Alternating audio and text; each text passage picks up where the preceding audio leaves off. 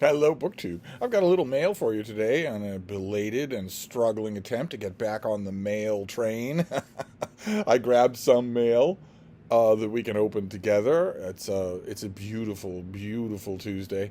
The weather is getting more humid. The temperature every day is getting a little bit higher. It's not going to get hot, but it is going to get hotter. So that by the end of the weekend, we will be approaching 90 degrees on a couple of days.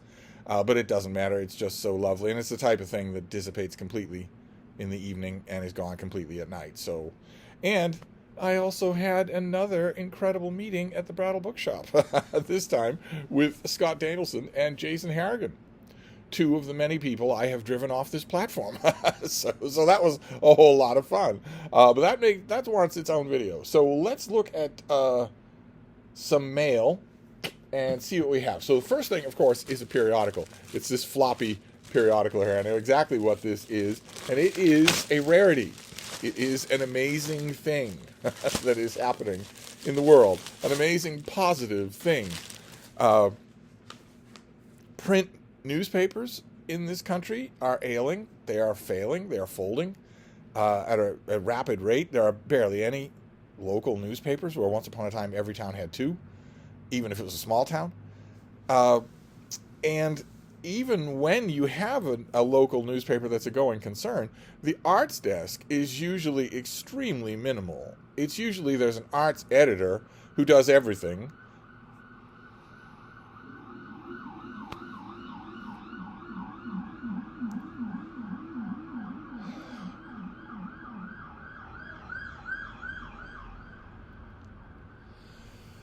Usually there's an arts editor who does everything, and maybe there's there's a specialist for dance or for theater shows that come to town.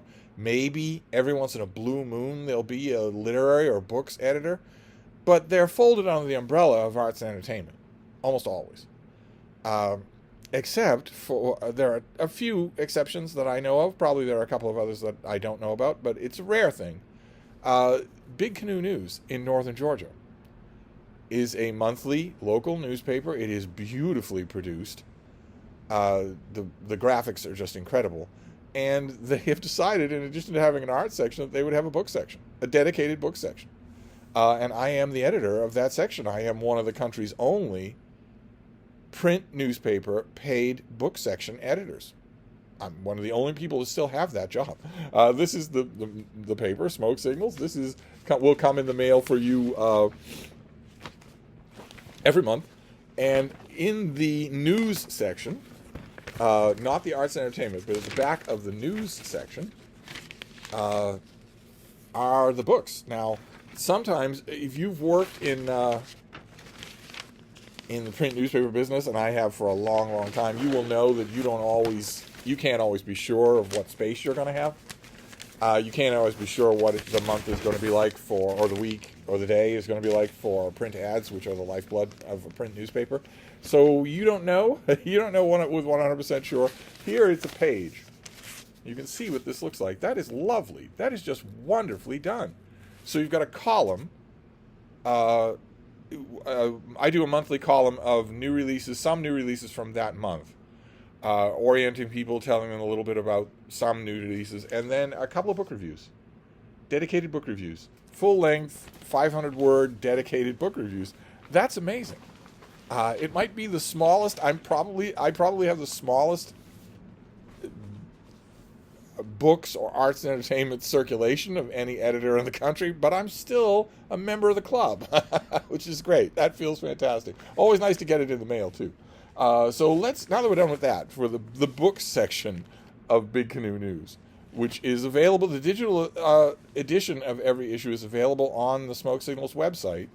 And if you want the print paper, you can go, when you're on that website, you can go and subscribe, and you will get 12 big plump issues every year. Let's see. Let's look at the mail here and see what we have so that we don't lose our mailing card here. Okay. All right. We have a double. I believe this is a double.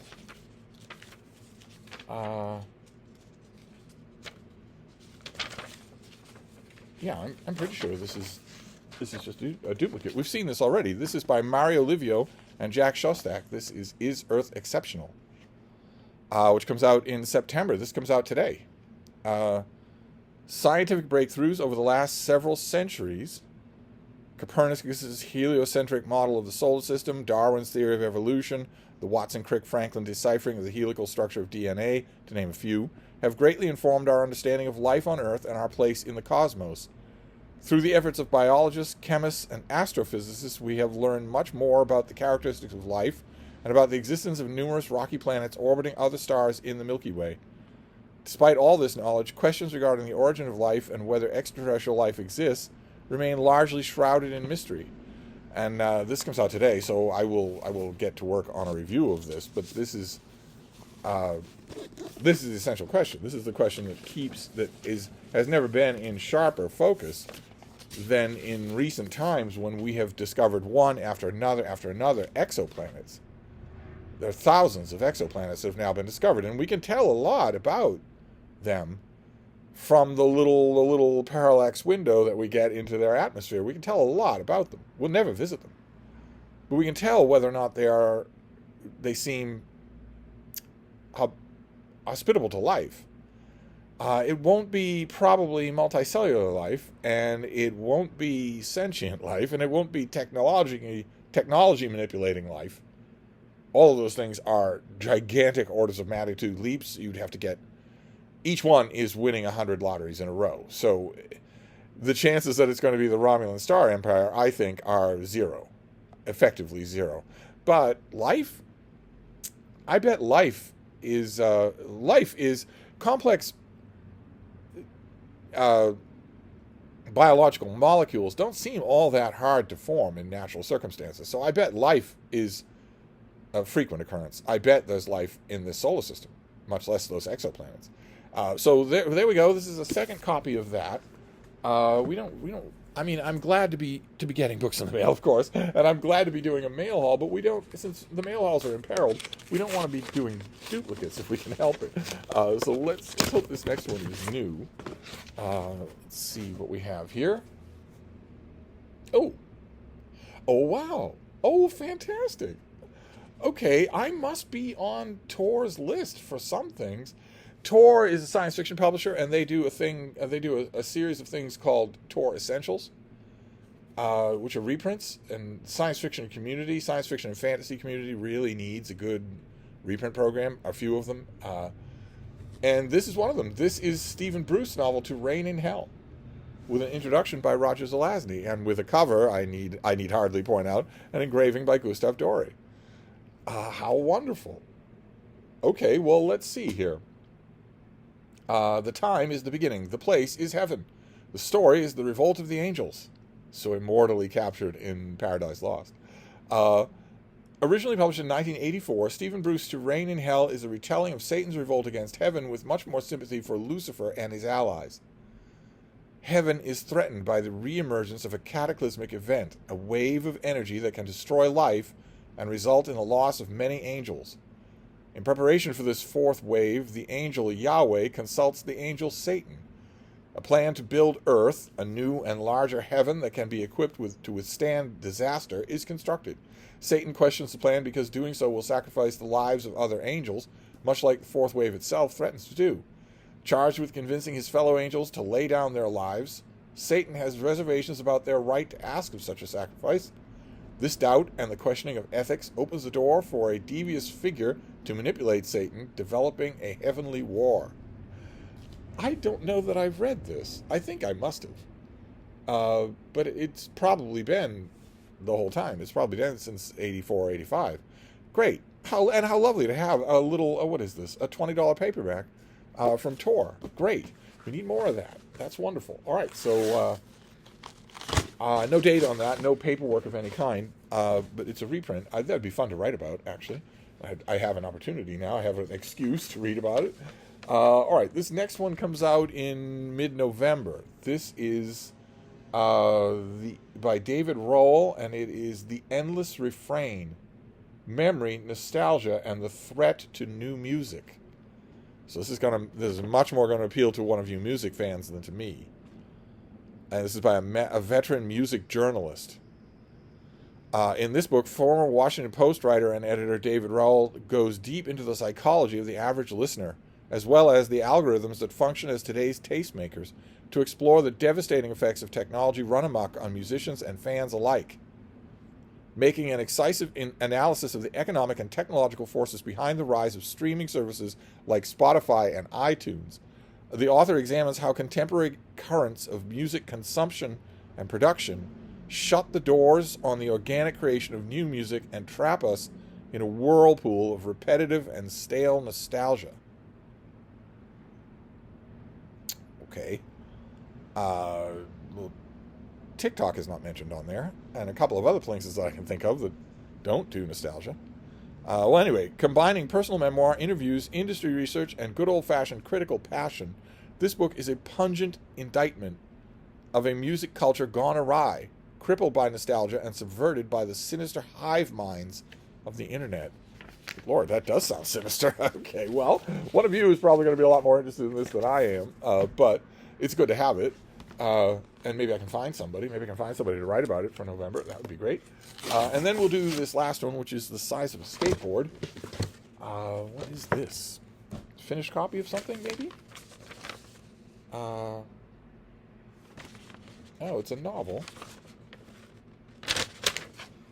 Okay, I don't need all of that. What is this? I don't recognize this at all. This comes out in a week.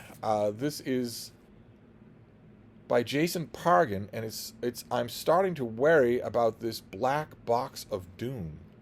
I think we might have seen this before. This is the New York Times bestselling author of the John Dies at the End series, as well as the award-winning Zoe Ash novels. This is a standalone, darkly humorous thriller set in modern America's age of anxiety. This book is sure to keep you on the edge of your seat while contemplating our obsession with information overload. Outside Los Angeles, a down bad rideshare driver pulls up to find a young woman sitting on a large black box.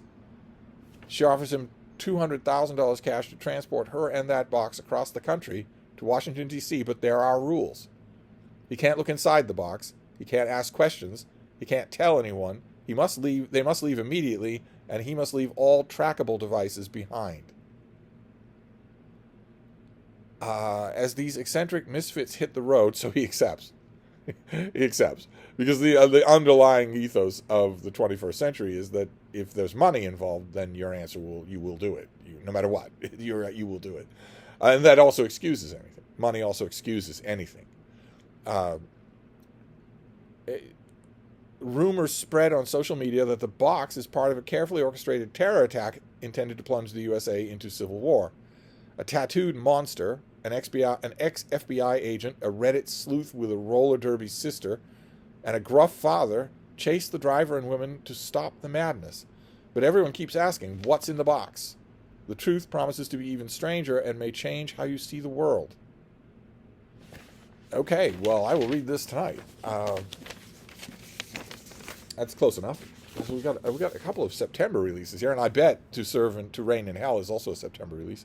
So we have, I'm starting to worry about this Black Box of Doom, a new novel. We have Is Earth Exceptional, a second copy of the finished copy of this thing. We have a paperback original, To Reign in Hell by Stephen Bruce, and The Endless Refrain, a book about how streaming services and nostalgia are killing music. I don't know what to make about that, but that's fascinating. So there you go. There's a little mail for you, so that we're not completely out of the loop for mail.